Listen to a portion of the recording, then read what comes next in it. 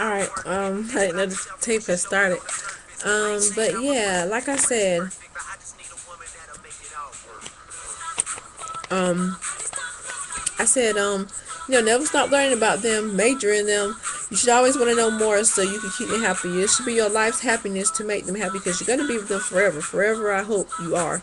Because, marriage is supposed to be forever, but you never know because people these days, they're having divorce out of the woodworks. And it's like, people, this is something, a confession you made in front of God. This is a covenant or whatever. When you marry somebody, you forsake all things. Like, you forsake everything. I mean, I used to think that, some things came before wifey and husband, but when I actually read the Bible, and it doesn't.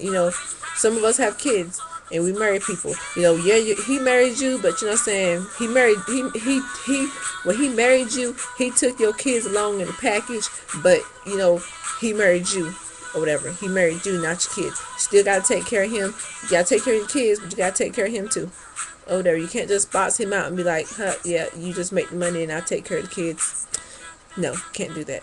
That was another point they said to me too. Some people, they box out they man for their kids. Like, I know some people, they got kids staying with them still to this day, and they like 21, 22, 25, 26, and it's like, you need to get off your ass and get a job, because you living off me and him or whatever, and you're doing nothing, and you're creating problems. And some of them create problems, like they'll want things that way, they'll eat up all the food, they don't want to give no money, or they'll just create a whole lot of nonsense. And it's like, okay, don't forget that when your kids turn 18, or even when they're after 21, they're on their own. Like, if they're not trying to do nothing in their life, I mean, I see if you got a child who needs help and they're trying, then good. They're trying, they're helping you out, keep them there, but also encourage them to get out on their own, because they have to learn, they have to experience, they have to learn what hard work is. What I'm saying? You know, you married your husband. You're supposed to spend life with him, not your kids. They got their own life to live. You know what I'm saying? I've seen some marriages end because people want to hold on to their kids instead of their husband. Their husband left. Hey, some people will stay there because they don't want to marry nobody else. And, 38 or 36 and in the dating game don't seem too fresh. You know what I'm saying? But some people don't care because, they still play as poppy collar hot. Yeah, they got back out there. Some of them will leave you. They will leave you. Then some people said something about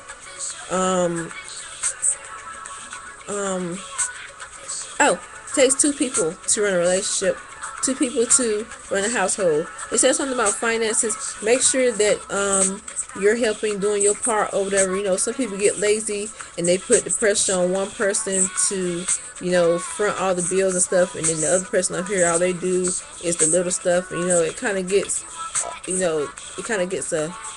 a pull on the person, and you know what I'm saying, and they get very frustrated and they get very stressed and they lash out at you for no reason. So it's good to have, it's good even before marriage. Like, they told me, this is supposed to be marriage, just marriage, strictly marriage, but they said even before you get married, make sure that person is going to want to help you and be there, because it is a partnership or whatever. It's just not for the man to make money. It's just not for the woman to make money just because either her family has money, or either because his family has money, or either because you make more money or they make more money. Don't feel like you ain't got to do nothing. You can just kick back and relax or whatever, because it don't work like that. It takes two people, so there don't be a strain. It needs to be not an equal balance, but you know what I'm saying, it needs to be two people working together.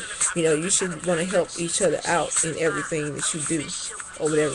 And also, you know what I'm saying, you should need to be there for the other person, because some people go through things and their other half isn't there. They're out doing something else with their friends, or out there cheating when they should be there, as the backbone. Or, I've seen people go through deaths or whatever, and they're rubbing their back or whatever, but you know what I'm saying, they rather be doing something else or whatever. Or, people go through deaths, or they might be down about something at work, or need your support or whatever, or your reverence or whatever, to console them. Not everybody does that. They don't be there for them to, say, oh baby, it'll be okay, or oh, I know you're gonna get this, or I know this is gonna work out for you because I know that you're a great person, or I know that you're a hard worker and my baby's gonna succeed. They need to hear stuff like that. What I'm saying? They don't need to be drugged down or whatever. They need to know that you're gonna be there no matter what, through everything or whatever. And when they need to talk to you, you're gonna be there and not somewhere else doing other things or whatever. And what was I saying? And also, they said before you do get married, make sure you get along, because if you don't get along, it's probably not gonna last either. I mean, some people don't get along, and that's kind of the spike of their relationship. Make up to break up, but what I'm saying, in marriage you can't break up. You're gonna have to stay there in the house with them. They said you're gonna have to learn how to.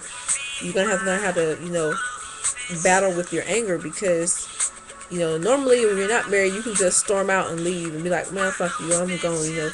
That's another thing. They said, try to learn to cut down on the cussing a little bit, or just try to not fuel the fire or whatever, because, try to, learn not to push each other's buttons. You know what each other's buttons are. Some women would do it automatically just to make the guy, burst, and when he throws something or breaks something or chokes her up on the wall or something, she's, some women, they'll, don't get in his face, yeah, nigga, you ain't gonna touch me, you ain't gonna touch me, and he's telling you steady, move back, move, stop, get out my face, stop hitting me, and you're sitting up there, and you're pushing them, slapping up against the head. They don't like that, and they're warning you, and you're still, I know what it feels like to, for somebody to get on your freaking nerves and you can't do nothing about it, and your temper's just going up to where I've been so mad to where I feel like air was in my veins, and I'm like, yo, you don't shut up or whatever, because it just went, this side just went hot and then it went cold, and I was just about to rock for real. And it's like, that's how it feels when a guy gets mad. It's like he's trying to suppress it, but you just keep, and sometimes it's like that for women a little bit, but what can a guy do to a woman unless he's a pussy? You know what I'm saying? Sitting up there, and guys, they don't really do that. They just be like, oh, alright. They're like, alright, yeah, okay, and they'll just say what they gotta say and they'll move on. But women, we're just studying. Yeah, nigga, you with them, but you're not gonna do nothing. You better get out of my face. What? Snapping him up against his head. Don't do that. When you're married, you can't do that, because you're gonna be in the same room, and 9 times out of 10, he's gonna break something. He's gonna call you out your name. Then you're gonna be mad. No, you call me a bitch. I want a divorce. You call me out my name. I can't believe you call me out your name. You call me out. Look at that. You broke that. My mama bought me that. Well, you should have. And guys, don't call a girl, out of her name, or, try to be reasonable and not be too harsh, because girls, we sometimes think with our hearts, so we don't really say anything mean, but we do say mean things. But it's like, try to be understanding, whatever. And remember, when you're married, you can't leave, and if you leave, they're gonna think you're doing something. So stay and communicate, never leave. And also, they said never go to bed mad at each other. Always, sob, because you never know what can happen tomorrow, or, who wants to go to bed mad at each other? I mean, that's just gonna suppress things, and your day is gonna be shitty, and you're gonna be assuming they're out doing something because you never made up before you left the house. So, yeah. And you can start having bad dreams to make you assume shit. So, never go to bed mad at each other. That was another thing that I learned or whatever. And also, do things together. Do as much as you can together. I mean, you don't have to be with each other all the time because you're in the house all the time with each other. But, and it's okay for him to go out with his friends sometime. But like I said, dudes and girls, make sure you're going somewhere that is not going to make you look like you're doing, if you wouldn't take your man or your woman there with you, you don't need to be there. Simple as that. You don't need to be there. Or whatever. And I'm gonna continue. Am I gonna continue? Do I feel like doing another one? Well, all I have to say is I I'll just do another one. It'll be a part 3, and then that'll be it. I always do a part. I try to do it in the second one, but I just never have enough time.